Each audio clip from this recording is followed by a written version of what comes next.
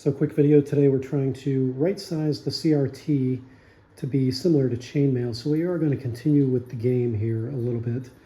The thing that I forgot to do with this battle line was they're pole armed. They've got bills. And so I should have done both ranks for the casualties inflicted.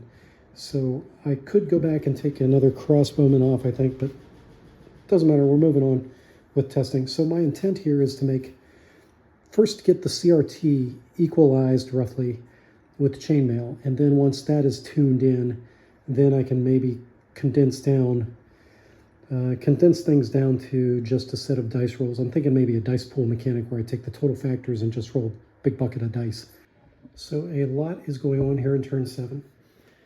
This unit of heavy horse with the army commander, turns out they weren't disordered because the army commander, as soon as he attached, he's always been attached, so they automatically rallied, turned about after moving into the woods their last 2 inches, and that's where they're going to be for the remainder of the turn. I guess we'll start over here from north to south. So these medium horse, the few that are left, have turned around. Their orders still remain. They're not disordered. They didn't go out of order, so they were still, these 2 units of medium horse are supposed to try and sweep around here and attack the north side of the enemy. I think what's going to end up happening is they're going to both just engage with the skirmishers. These skirmishers are going to get their javelin throw, and then both are going to close on each other. Same thing, these guys are not able to throw immediately because there's more than 3 inches of distance, but they will both close. I think these guys might evade away. Same thing here. We'll see what happens. The javelineers here, they're going to toss and then move in. All this light stuff is going to move in. As that light stuff moves in, that opens up finally the crossbowmen over here to be able to fire, but the first 2 crossbowmen are going to fire during the missile phase for sure. This horseman turned around after being repulsed and is moving back into contact over here, but this melee has to take place because these guys are routed and therefore have to retreat to their baseline, so I need to handle that stuff. These archers are going to shoot at the nearest enemy, which in this case is going to be that unit of horse moving in and this unit of Welsh spearmen. These guys will move up, but right now I just don't have the mental strength to do it all. Down here we've got the army commander attached himself to that fleeing unit, and it has rallied now and turned around, so that heavy horse and that unit will come into contact again. Another melee mess up here, another melee mess over there, so lots to resolve, lots of combat to test out the results here versus chainmail. So for missile fire and chainmail, 2 ranks of troops are permitted to fire so long as both are missileers. In this case, we're going to call these skirmishers 2 ranks, so all 8 are going to be able to shoot at a, in this case, we're going to call this half armor because they're medium. So 8 figures firing. We're either going to 2 or 3 figures as the casualties. Let's find out. It's going to be 2. So under chainmail, this missile exchange would have done 2 casualties. Now let's take a look at WRG, aka men in metal. So weapon factors here, we're talking about hand-hurled javelin versus medium horse. That's a 4, surprisingly, for weapons factors. Tactical factors are pretty straightforward. It's going to be firing an enemy that will move at least 6 inches. No, not in this case. Unshielded troops +1, so that takes up to 5. And then no disorder, none of the other general considerations. So factors of 5, but they're only permitted to use the first rank. So factors of 5, figures of 5, and with my new CRT, factors of 5, figures of 5 gives us 52 casualties, which divides down to be 2 with a remainder of 12. Roll the d20, and we get a 9, so actually we're doing 3 figures. But the upshot is, generally that would even out, over numerous engagements, that would even out to be 2 casualties, whereas in chainmail the average would tend toward 1.5. So pretty close here, pretty close. That eliminates these medium horse. Same situation. So these guys I'm allowed to move forward half an inch. These guys have moved up a full inch.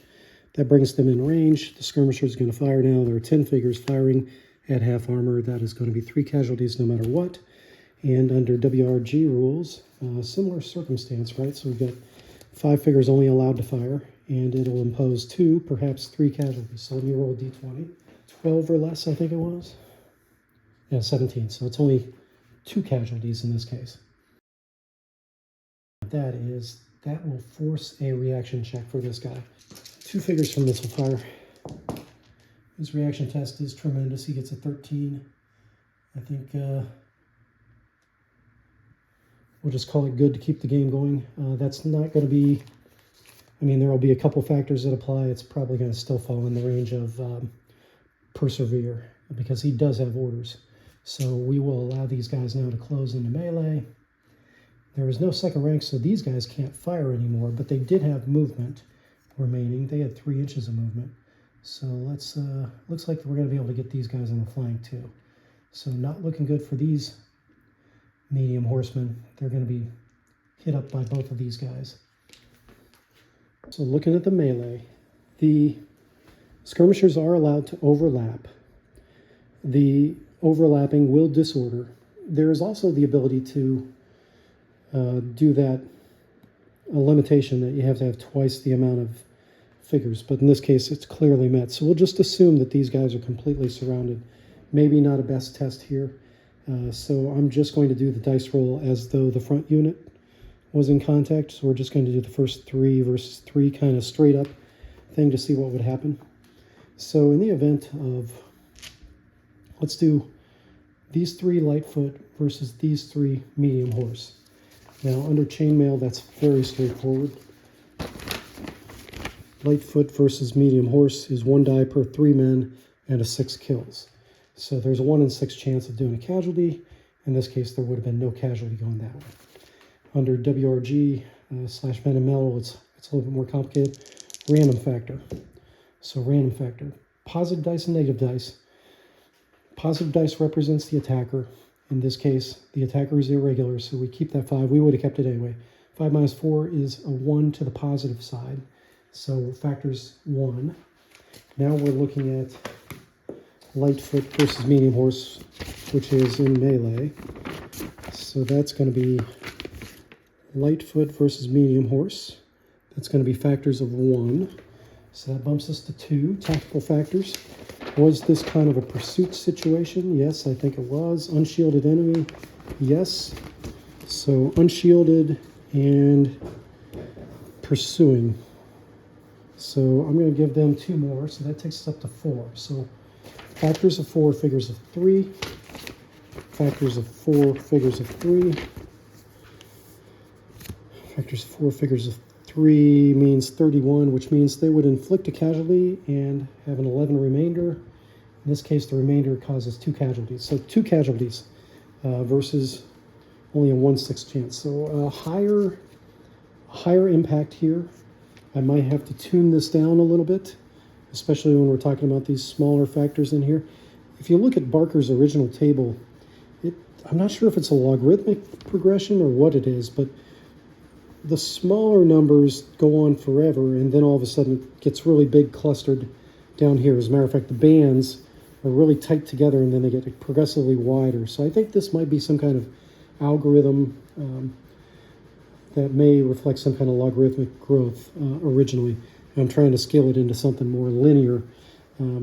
Anyway, so this is interesting. That would remove 2 figures. Let's take a look at what would happen going back the other way. So let's say 3 medium horse versus 3 light foot. So medium horse versus light foot would be 2 dice per man, 4 to 6 kills. So we've got 2 dice per man, so we would have a total of 6 dice. So huge disparity in lethality. Whereas in Barker, I think the lethality is more tuned in. Doesn't jerk around a lot. Okay, so what do we got here? 5 or 6 kills. So 1, 2 kills. Now let's take a look at this using WRG. So let's get a lot of dice out of here. So random factor. Again, same thing, 5 minus 4. These are regular troops, but I don't need to alter anything, so that's 1 for them. Now we're looking at medium horse versus which is cavalry in melee, versus light foot. Medium horse versus light foot. It's actually 5, so it takes us up to factors of 6. And then those guys are shielded, attacked in the front, not disordered. None of that stuff seems to apply. So yeah, let's do factors of 6, figures of 3. Factors of 6, figures of 3, 44. So that would be 2 casualties. So exact same result. Yeah, I think that's good. We're pretty close here.